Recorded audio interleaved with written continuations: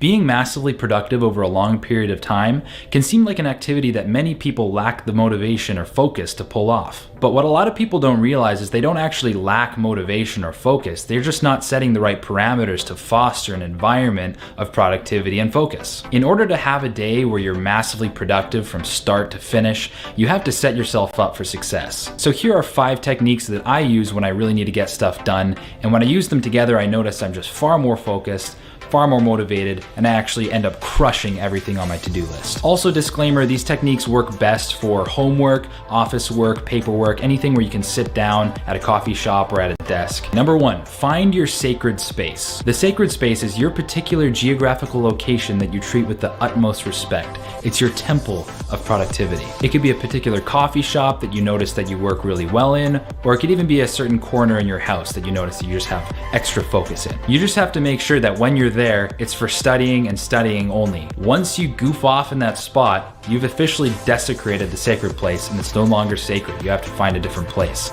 You ruined it. My second technique is start your work first thing in the morning. If you're really serious about getting work done that day and it's really important to you, don't check social media first thing in the morning. Don't go on your phone.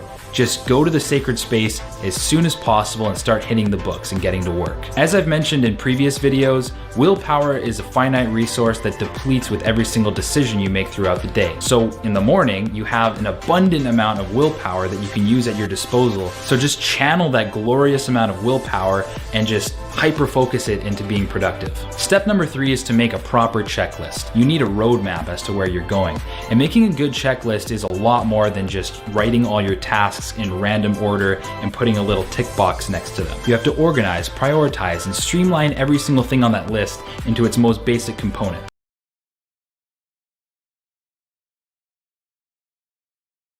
Number 4 is to use the Pomodoro technique. Pomodoro technique. I don't really know how to pronounce Pomodoro.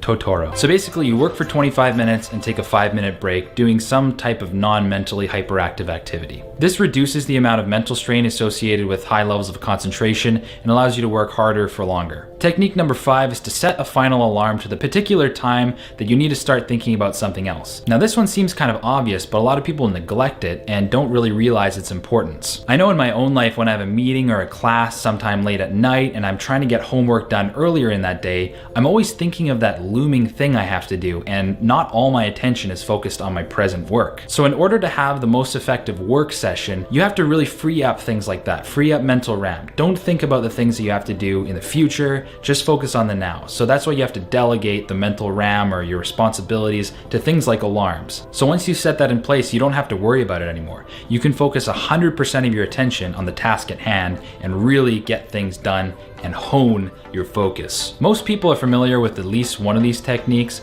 but very few people use all of them at the same time. And the people I do know who have incorporated 3 or more of these things into their daily work routine are some of the most productive people I've ever met. So give it a try. Maybe you have a dark cloud of looming responsibilities hanging over you, causing you to be stressed, anxious, whatever. Well, by properly utilizing these techniques and incorporating them in your study or work session, you can be sure that your focus will be honed, your productivity game will be off the charts, so you can chip away at that mountain of responsibilities until it's a little pile of dust lying at the feet of you, the victor. If you like this video and want to see me make more, be sure to hit that subscribe button down below. And if you have any ideas for future videos or requests or suggestions or anything at all, leave it in the comment section below. I'd be happy to answer.